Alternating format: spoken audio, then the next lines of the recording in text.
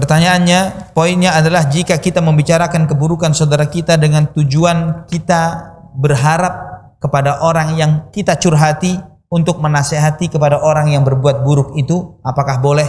Misalnya, kita mengeluhkan seseorang ya kepada orang tuanya dengan harapan agar orang tuanya menasehatinya. Seseorang kepada suami atau istrinya agar menasehatinya. Yang seperti ini boleh. Ya, yang seperti ini boleh dengan tujuan untuk menasehati. Ya, tujuannya menasehati, bukan sekedar melampiaskan kekesalan.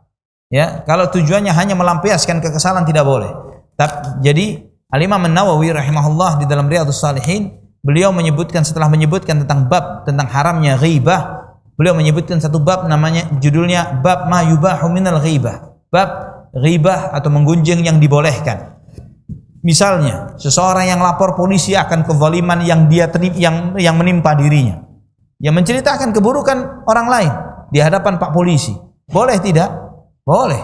Ini dibolehkan. Ya. Atau misalnya ada seseorang yang datang kepada kita karena ada orang yang melamar putrinya. Datang kepada kita seseorang karena ada orang yang melamar putri orang tersebut. Orang ini datang menanyakan, putri saya dilamar oleh si fulan.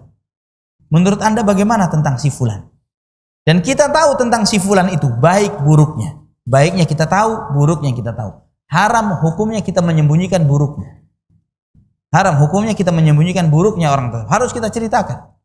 Ya. Atau misalnya untuk tujuan nasihat yang lain, ada saudara kita sesama majelis ilmu ini misalnya. Kita melihat ada di antara kita yang musang berbulu domba misalnya. Ya, di masjid luar biasa khusyuknya Masya Allah, tapi urusan duit halal semuanya. Ya, nggak kenal mana uangnya mana hutang. Ya, misalnya ada saudara kita yang lain mau bermuamalah dengan orang seperti ini dan kita tahu berhak kita menasehatinya.